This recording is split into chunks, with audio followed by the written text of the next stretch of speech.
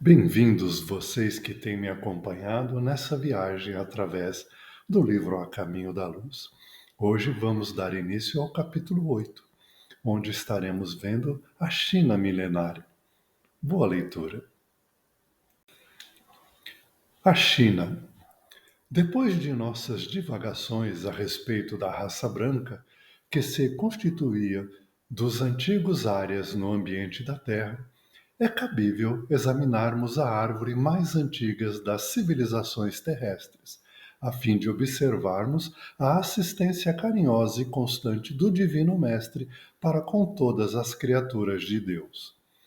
Inegavelmente, o mais prístino foco de todos os surtos evolutivos do globo é a China milenária, com o seu espírito valoroso e resignado, mas sem rumo certo nas estradas da edificação geral. Quando se verificou o advento das almas proscritas do sistema de capela, em épocas remotíssimas, já a existência chinesa contava com uma organização regular, oferecendo os tipos mais homogêneos e mais selecionados do planeta, em face dos remanescentes humanos primitivos. Suas tradições já andavam de geração em geração, construindo as obras do porvir. Aí se infere que, de fato, a história da China remonta a épocas remotíssimas no seu passado multimilenário. E este povo, que deixa agora entrever uma certa estagnação nos seus valores evolutivos, sempre foi igualmente acompanhado na sua marcha por aquela misericórdia infinita que, do céu, envolve todos os corações que latejam na terra. Na pré-história, a China foi habitada entre 550 mil e 300 mil anos antes de Cristo pelo Homo erectus, antepassado do Homo sapiens, cujo um dos espécimes mais famosos é o Homem de Pequim. Entre 200 mil e 50 mil anos antes de Cristo, o Homo sapiens passou a habitar algumas regiões do que hoje conhecemos como China. E mais recentemente, o Homo sapiens sapiens, a nós, esteve por lá há 40 mil anos antes de Cristo, de onde se observa que a China já possuía uma organização e tradições bem anteriores à chegada dos capelinos.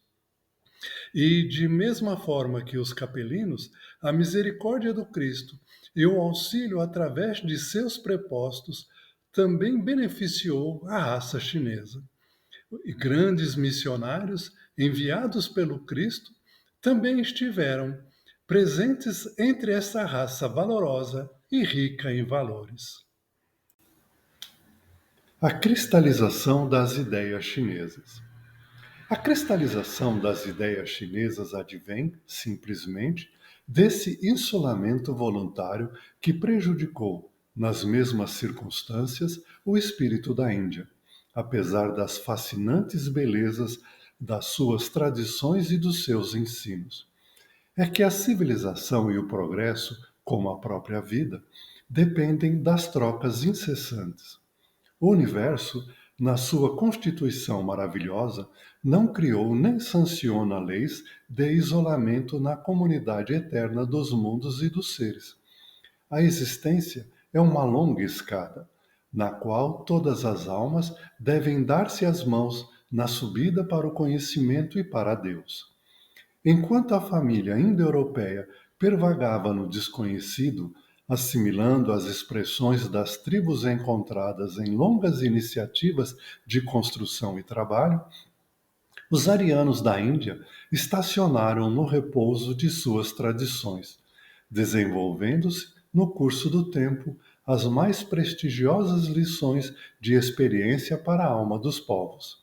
E agora, quando os israelitas são chamados por forças poderosas ao deslocamento no seio das nações, a fim de aprenderem mais intimamente a doce lição da fraternidade e do amor universal, renovando a fibra da sua fé a caminho da perfeita compreensão do Cristo, a China é também convocada, pelas transformações do século, à grande lição do entrelaçamento da comunidade planetária, a fim de ensinar as suas virtudes e aprender as virtudes dos outros povos. Foi pela sua obstinada resistência que a ideia chinesa estagnou-se na marcha do tempo, embora, nestas desprestigiosas observações, sejamos dos primeiros a reconhecer a grandeza de suas elevadas expressões espirituais. Nosso querido Emmanuel, no livro Rumo Certo, no capítulo 9, intitulado O Próximo em Nós, começa o artigo afirmando que esperas ansiosamente encontrar o Senhor e um dia chegarás à divina presença.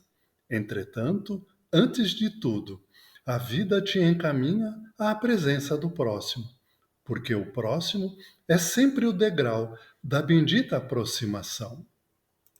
Isso é lei de Deus, é lei divina que vale para todo o universo. Todos nós crescemos com o contato com o próximo.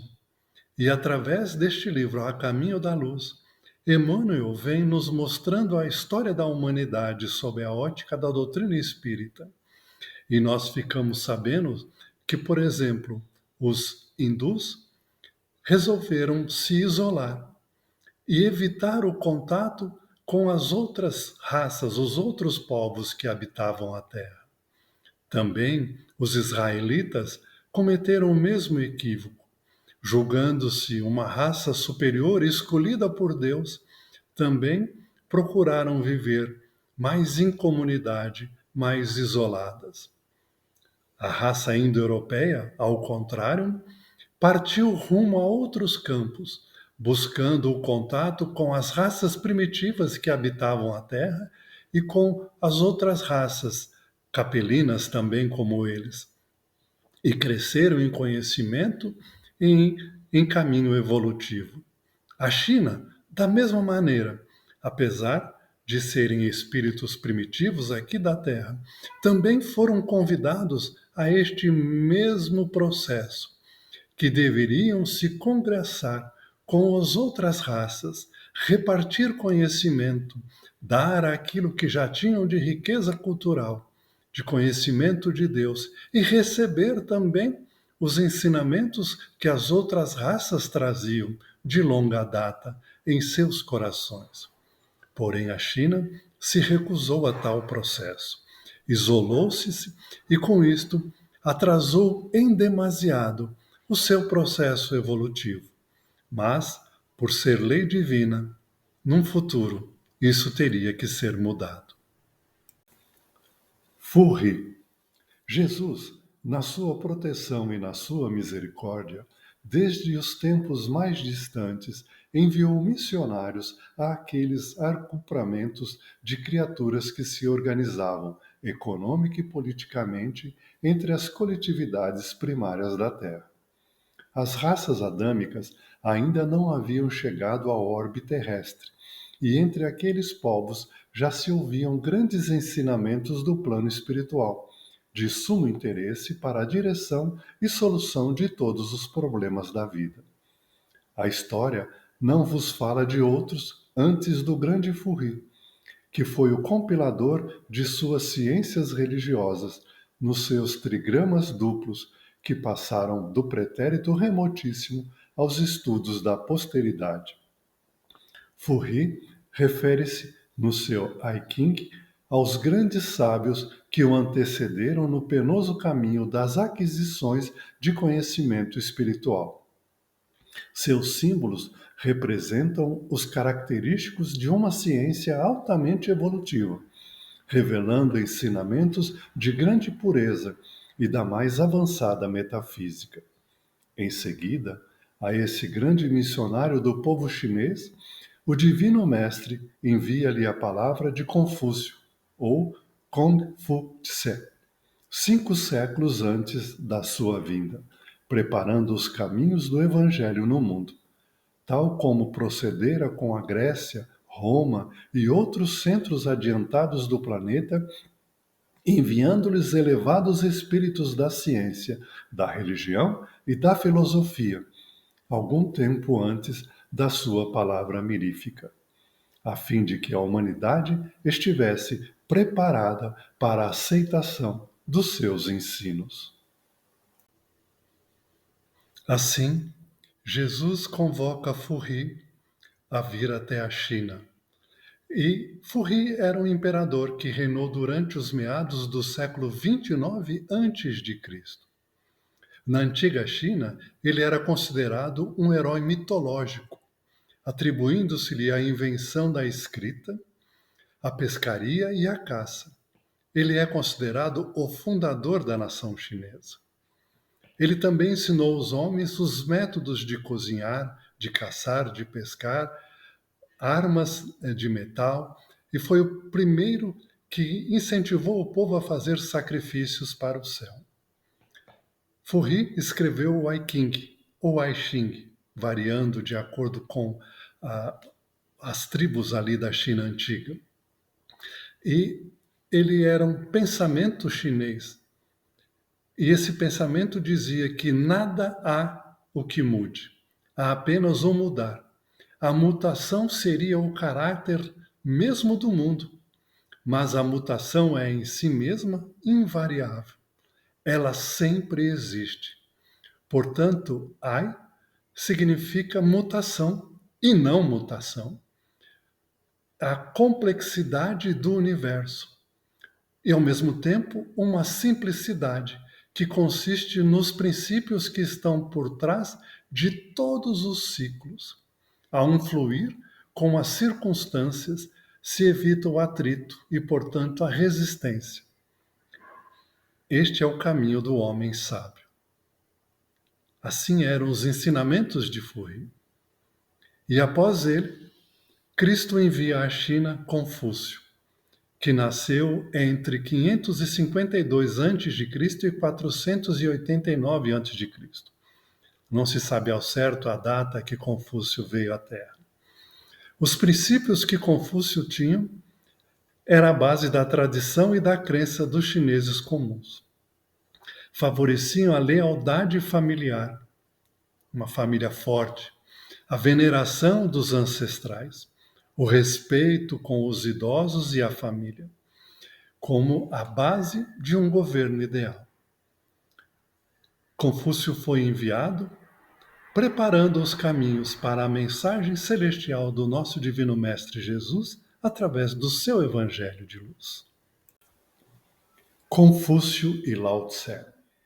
Confúcio, na qualidade de missionário do Cristo, teve de saturar-se de todas as tradições chinesas, aceitar as circunstâncias imperiosas do meio, de modo a beneficiar o país na medida de suas possibilidades de compreensão. Ele faz surgir os ensinamentos de Lao Tse, que fora, por sua vez, um elevado mensageiro do Senhor para as raças amarelas. Suas lições estão cheias do perfume de requintada sabedoria moral. No Kanhing de Lao Tse, eis algumas de suas afirmações que nada ficam a dever aos vossos conhecimentos e exposições do moderno pensamento religioso. O Senhor dos céus é bom e generoso, e o homem sábio é um pouco de suas manifestações. Na estrada da inspiração, eles caminham juntos, e o sábio lhe recebe as ideias que enchem a vida de alegria e de bens. Lao Tse, de cujos ensinamentos Confúcio fez questão de formar a base dos seus princípios, viveu 6 séculos antes do advento do Senhor. E, em face dessa filosofia religiosa avançada e superior, somos obrigados a reconhecer a prodigalidade da misericórdia de Jesus, enviando os seus portas-vozes a todos os pontos da terra, com o objetivo de fazer desabrochar no espírito das massas a melhor compreensão do seu evangelho de verdade e de amor, que o mundo, entretanto, ainda não compreendeu, não obstante todos os seus sacrifícios. Confúcio não pregava a aceitação plena de um papel definido para os elementos da sociedade, mas sim que cada um cumprisse com o seu dever de forma correta. Já o condicionamento dos hábitos serviria para temperar os espíritos e evitar os excessos. Logo, a sua doutrina apregoava a criação de uma sociedade que fosse capaz, culturalmente instruída e disposta ao bem-estar comum. A sua escola foi sistematizada nos seguintes princípios: o rei, que era a humanidade, o altruísmo; o li, que era a cortesia, o ritual; o Xin, ZHI, que era a sabedoria moral; o Xin, que era a integridade; o Zing, que era a fidelidade; e o Ai, que era a justiça, retidão e honradez. Após ele, nós tivemos o Tao Te Ching, geralmente chamado de Laozi ou Lao Tse, os nomes que variavam de acordo com os povoados, com as línguas de várias línguas que existem na China. E ele era o autor presumido e tradicionalmente se descreve o Tao como a fonte e origem de toda a existência. É invisível, mas não transcendente. É omnipotente, contudo humilde, sendo a raiz de todas as coisas. As pessoas têm desejos e livre vontade. Por conseguinte, podem alterar a sua própria natureza. Muitos atuam artificialmente, contrariando o equilíbrio natural do Tao. O Tao Te Ching pretende levar os discípulos a voltar ao seu estado natural, ao estado de harmonia com o Tao. Estes eram os ensinamentos que formaram toda a base filosófica e moral do povo chinês. E você que está acompanhando o trabalho aqui a Caminho da Luz, saiba que no NEP Honório Abreu há muito mais material à disposição de vocês. Se você ainda não se inscreveu, inscreva-se. Lá nós temos diariamente estudos e mensagens que vão nos ajudar e crescermos em entendimento da doutrina espírita, do Evangelho do Cristo e tudo aquilo que o Divino Mestre preparou para o nosso crescimento.